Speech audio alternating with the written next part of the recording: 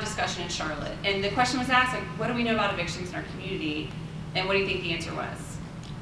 We have no idea, right? We have no idea how many evictions happen. We have no idea who's evicted, what's going on. And so we were really well poised within the UNC Charlotte Urban Institute to kind of answer these questions. We already had existing funding from several sources to do reporting on the topic, and so we took the opportunity to do some work. So the first thing we did is we acknowledged that while we were very interested in the informal evictions, that really was beyond the scope of what we could do with the funds available to us. So we did only focus on formal evictions, knowing that there were a lot of informal evictions as well. The Urban Institute is a UNC Charlotte Urban Institute. I have to say UNC Charlotte before or the other Urban Institute gets mad at us. So the UNC Charlotte Urban Institute is an applied research institute. We have really strong community partnerships. So the first thing we did is we got a bunch of people together and said, okay, what should we do? What are the questions? What's available? What would help make this actionable? Like, what can we actually do about this problem? We know evictions are a problem. Anyone knows that if you sit in the courthouse, at the Mecklenburg County Courthouse, but what can we do? So they informed every component of this work, and that's a really important part to this work. This isn't about the data, it's about the relationships that make these data actionable, and that's really the focus of this work and the work of AISP and the work of the UNC Charlotte Urban Institute. So one of the first things we had to do is just map out the process. I mean, even us, we're like process people. It's pretty much all I do is like data governance. Applied research is a lot of process, right? We couldn't even get a handle on what an eviction was. The terminology is kind of crazy. Nothing in any document says eviction. Like it took us a while to even figure out what documents to look for, where where this was stored, who owned the data, who didn't own the data, what was publicly, you're getting the gist of it, right? So we also found out that every community is different. So every community's eviction process has a totally different context, totally different process. So the first thing we had to do was figure out what ours looked like. This is the work of Ashley. She's a magician with all things graphic. So she created this amazing infographic of this is even what they look like. This was a tremendous amount of work. Just this alone took months to just map out the process. Then we had to figure out where are the data? Like what is available? What are the data available to even understand the problem? One thing we found was that there was this thing called the VCAP. We all like acronyms in our world. So this was publicly available data through the state North Carolina court system, and it was available at the aggregate level. So pretty easily we were able to find out that Mecklenburg County had the 9th highest eviction rate in the state, which is actually, I'll be honest, it's surprising we're not the worst, because generally Mecklenburg County is like the worst in every indicator, which surprises everyone. We're the largest county, or most populous county, not the largest. So I hate to say it, we were kind of excited we were only 9th. But we had the 9th highest eviction rate in the state.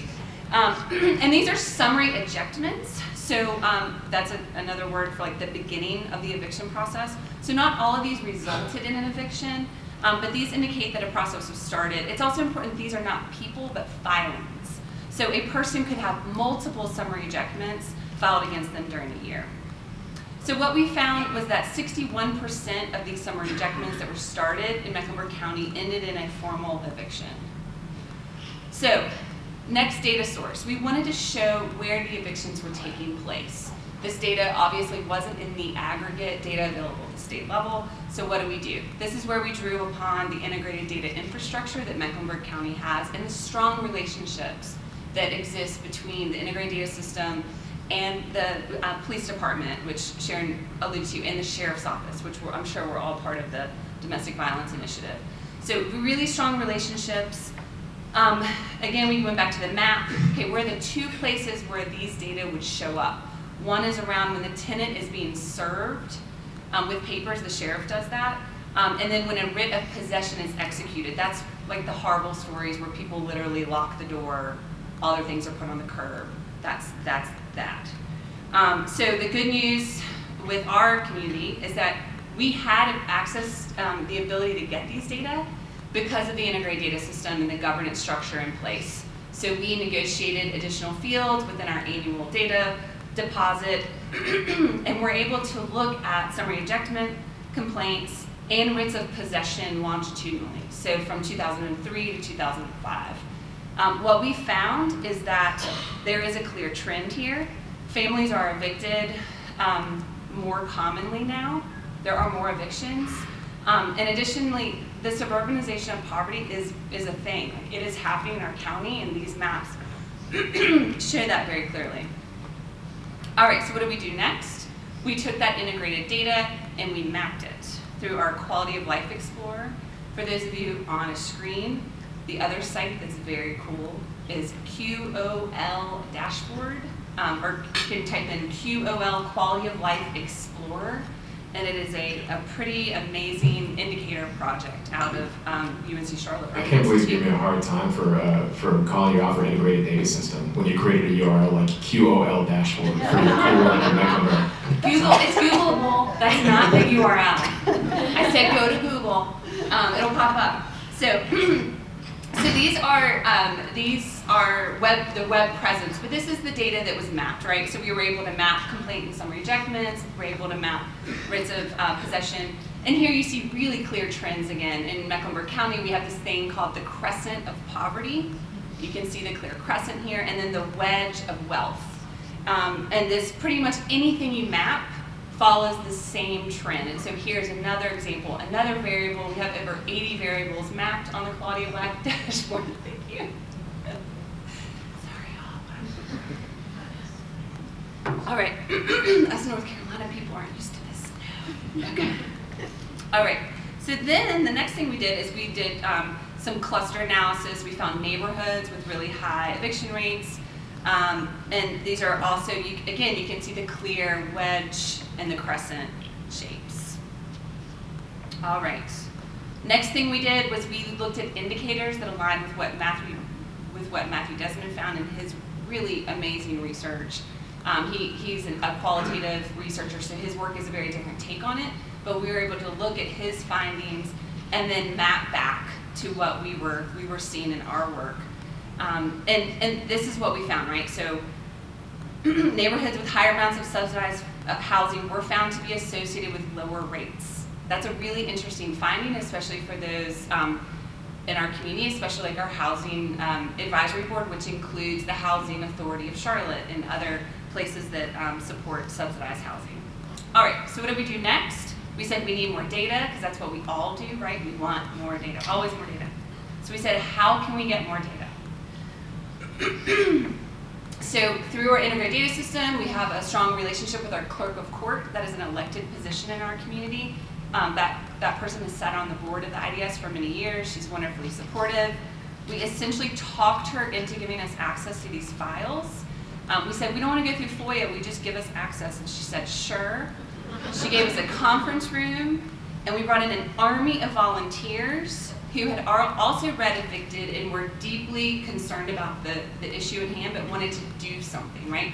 So we took an army of volunteers, we put them in a conference room in our Mecklenburg County courthouse and asked them to scan 2,000 court records. Yes, it was awesome and horrible all at once. And then we got a different army of volunteers that couldn't come to a courthouse but really wanted to do something. We got them to digitize the records. And all of this was done with publicly available tools like free scanning software, Google tools. We use a lot of Google Forms because all of this data is publicly available. It's actually not considered PII or PHI. So we essentially created a guerrilla data set, and it was awesome. And then we had to clean the data. That was no fun. But then we had to analyze the data, and this is what we found. In a 1 month snapshot, so by the way, we were originally going to go do 6 months. And then we started doing it, and we were like, that's a horrible idea. We're going to do 1 month. So we did 1 month, and this is what we found. There were almost 2,000 eviction cases, 534, or there were, I don't know why that did that. That was weird. Sorry, my PowerPoint, something happened to it. All right, the majority of these rentals were conventional rentals. So the people being evicted are not the folks that are receiving subsidies. They're not the folks that are having supportive housing or any kind of supportive structures through our nonprofits and government agencies.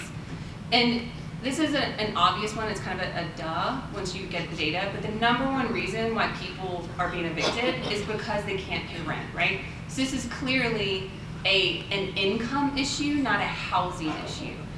So that is another place to make this data very actionable. We also found that the median amount owed was $850. So like a pretty insignificant amount of money for the amount that evictions cost our community. The other things we found was that 82% of cases where the plaintiff had legal representation. And I would like to say I sat in a lot of these courtrooms, like these legal counsel were dressed very nicely, right? And then in like fancy everything. And then you have the legal counsel for the folks being evicted. You can guess that wasn't the case. And I'll also say in most of the cases, 84%, the defendant didn't even come to the courthouse. They weren't even there to be a part of this process. And there are lots of reasons for that, which we know through other qualitative data collection. All right, so what's the so what of all this? What are we doing about it? We knew that evictions were a problem before we started this, but what can we do? So immediately what we did is some philanthropic partners immediately started increasing money to legal aid of North Carolina. So we immediately got people at the courthouse. We had a lot of people sitting in the courthouse. We all know that judges do things differently when people are in the courtroom observing. So there was a lot of advocacy around that. Increased legal assistance was a huge one. We also have a fact sheet around rights. A lot of this was around, defendants just didn't know what their rights were. They thought, I just didn't pay rent, I'm being evicted. They didn't know their recourse, they didn't know what rights they have. And let's be honest, in North Carolina, the rights are not significant compared to other places, but they do have rights, and they just didn't know them. So fact sheets posted at the courthouse, which is a big deal, right? And then those fact sheets were in a variety of languages. And then a lot of corporate investment, community group investment, a lot of knowledge. And then, of course, we love working groups in Charlotte. So there's a working group. I'm sure a lot of great stuff will come out of that. All right. Sorry, I just ended with a disparaging remark about my community. Let me start that over. This research did come out of a working group. So yay working groups. I hope that eviction working group was successful. All right, thank you all.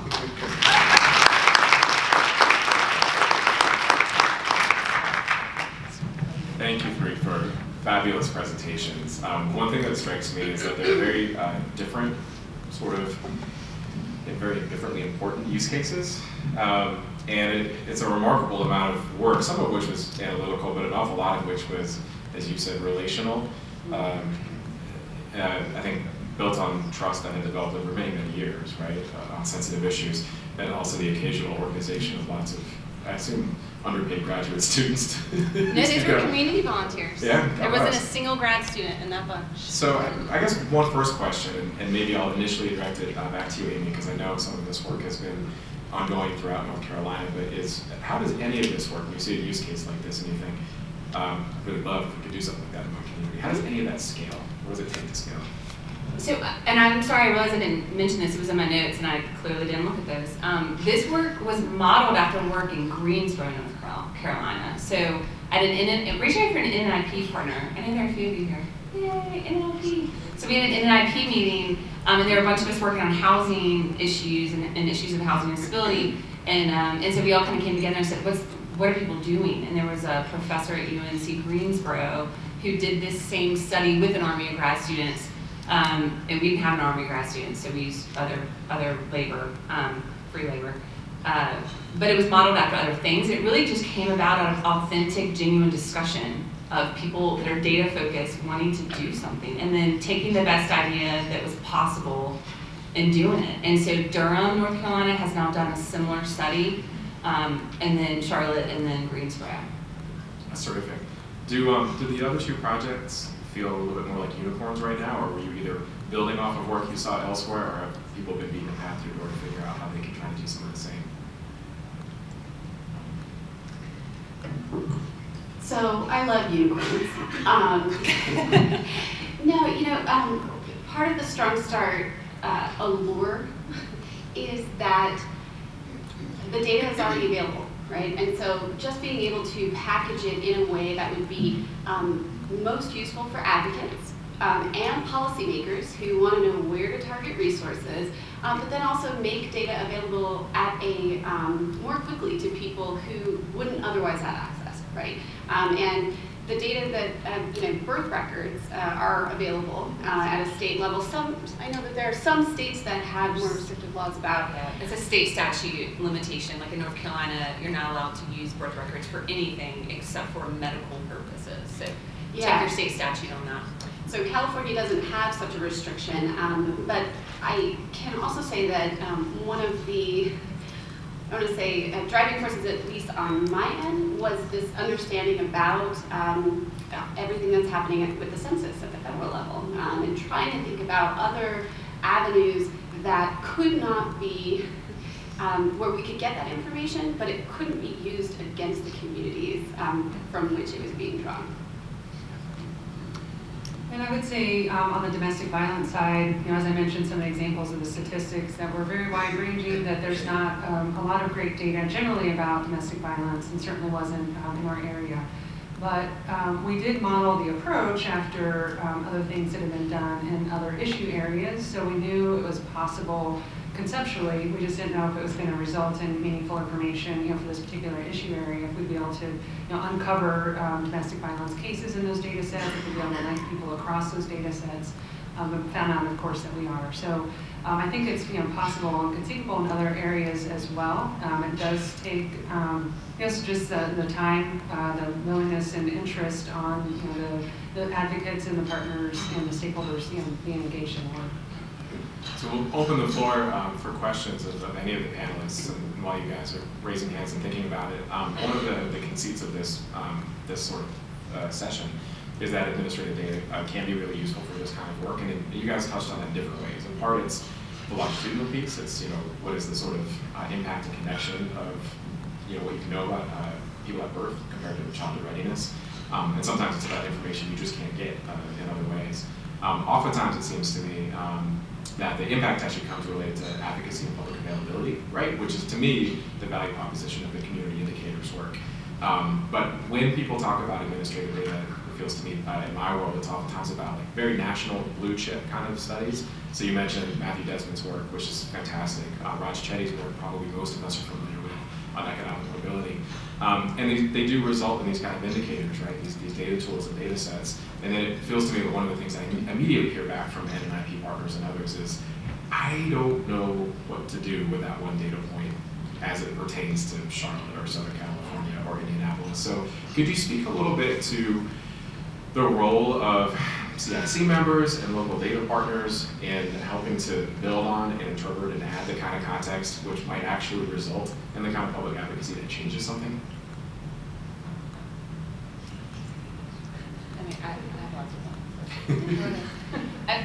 I think there are a couple things you have to do. One is, one thing that we did in Charlotte, Mecklenburg, that was, I think, successful, was that we never did a project that emerged from UNC Charlotte.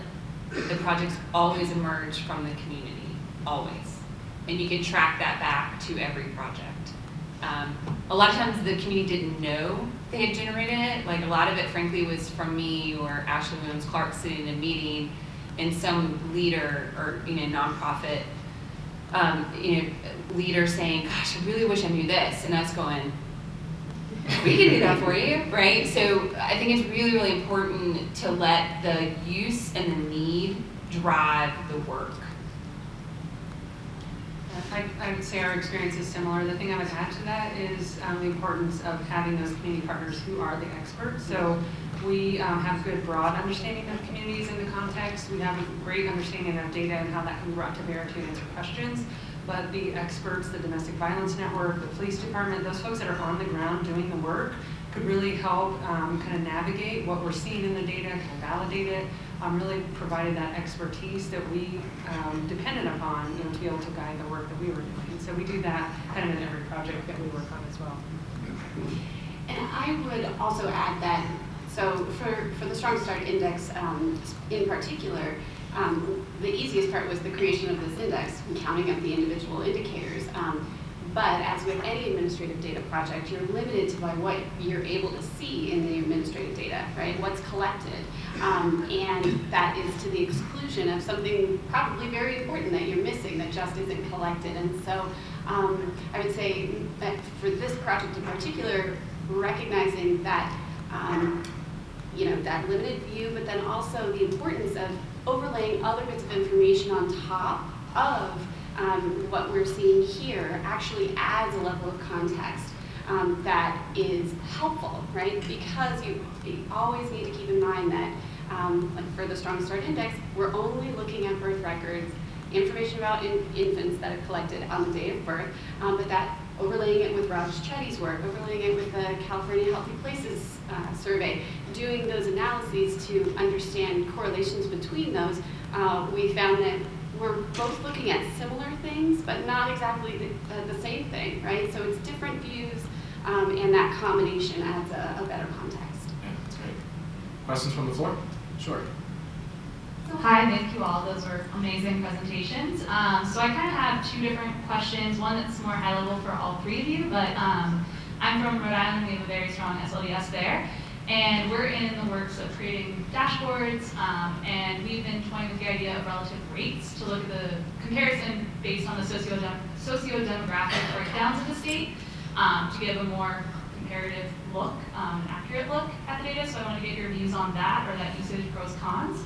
But then also directed at Sharon, so have you looked at longitudinally the number or the uptick in certain domestic violence and how that might be corresponding to different economic downturns, different societal things and changes, as well as looking at more on the perpetrator side, looking at what maybe interventions have worked to decrease those arrests post getting out of jail? So maybe I'll take the second question first. So the longitudinal side, we do have all of those data all the way back to, I want to say 2008, 2007. So we have started some analysis looking, like the Baker one is an example where we looked at individuals, what was happening before and after they got on the high watch list. We did some early analysis that looked at those individuals and the neighborhoods in which they were from, and trying to create some kind of associated socioeconomic metrics. In the end, the partners felt really uncomfortable releasing that. We had to kind of develop some high-risk neighborhood level metrics to see, if you live in these kind of neighborhoods and you have these kind of factors as an individual, you're more likely, to be a perpetrator or victim. But they felt really uncomfortable with the message that would send out. Our next round of grant funding is going to allow us to dig a little bit deeper in some of the programming and looking at that. So for example, we're going to look at probation, and folks that are on probation are required to go to a particular domestic violence intervention program. And so we're going to look at, are they going, and does it work? And does it have an impact on, the number of, incidences for an individual over time? So, a lot of this, we're, continuing to expand the research and dig deeper and things. So those are some of the things we'll be looking at in the future. But sometimes it's the limitation of the data, and sometimes it's just, the willingness on the partners' part. And I would say in terms of dashboards and you guys can agree or disagree, I'd love to hear your thoughts. We found that every project has a different ideal outcome, right? So some projects it is a map, other projects it's a policy piece. We have lots of animations, 2-minute animations on exactly what we're doing and what we found. So I would say that each problem has a different approach, and to follow that and the advice that people who are posing the questions, listen to them as to what exactly they need in order to affect the change they're ultimately wanting to see. Another question from the back? Sure. This is a fantastic panel. Thank you. One of the reasons I think it's fantastic is because so many times with communities that I work with, they, you have a high level 30,000 foot community indicators, and they say, oh, this is a problem. Great, this is a problem. What do we do next? And this jump to the administrative level data really gives you a pathway forward. And what I want to ask about is that there are different layers down, right? The higher level is enough for a funder like me to say, yeah, let's put money into it. But it's this administrative level data that you're aggregating that allows people to say, well, let's move that needle, right? That's a movable needle. It's not a ballpark estimate. But I think with the Indiana example, you start to get at that next layer down, right? The programs, right? And so, where you need another kind of layer of data when you have program directors, and then another layer maybe when you've got, the people who are running the program, the implementing. And so, could you speak a little bit more about, requests for that type of data, what type of infrastructure you need to move to that level of data so that they can be data-driven in their decision-making as well? Yeah, so that's like a whole panel. I think that's a great question. I'll try to maybe touch on some highlights.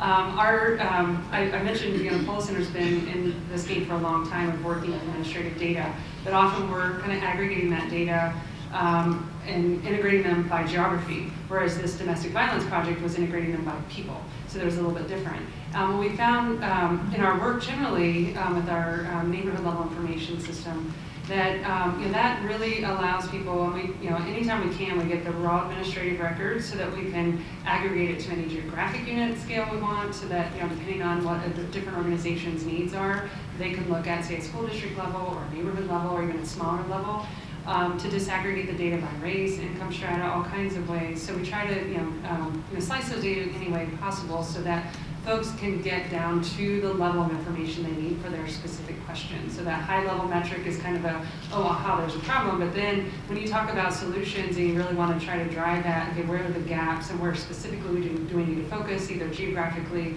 or demographically or in other kind of ways of thinking about equity issues, providing the data in different slices allows them to do that. Just infrastructurally, being able to have systems that let you ingest data from these various places, clean, scrub, translate those data, maybe add a geographic component so that you can map those data. We're talking about integrated data systems. That's like another whole layer of infrastructure to be able to link individual people. There's algorithms involved and being able to kind of do some matching and things on that. So. It can be anywhere from very simple to creating some simple dashboards with some high-level metrics that you can drill down into, to very sophisticated systems that forbidden word of integrated data systems that are much more complex and comprehensive. I'd add to, I think what I heard implicit in your comment was not only integrated data systems but also case management. And we in AISP world really like to distinguish between those two things. They're for really different purposes and they're designed in different ways. The governance around them is very different, legal agreements, so and so, on and on.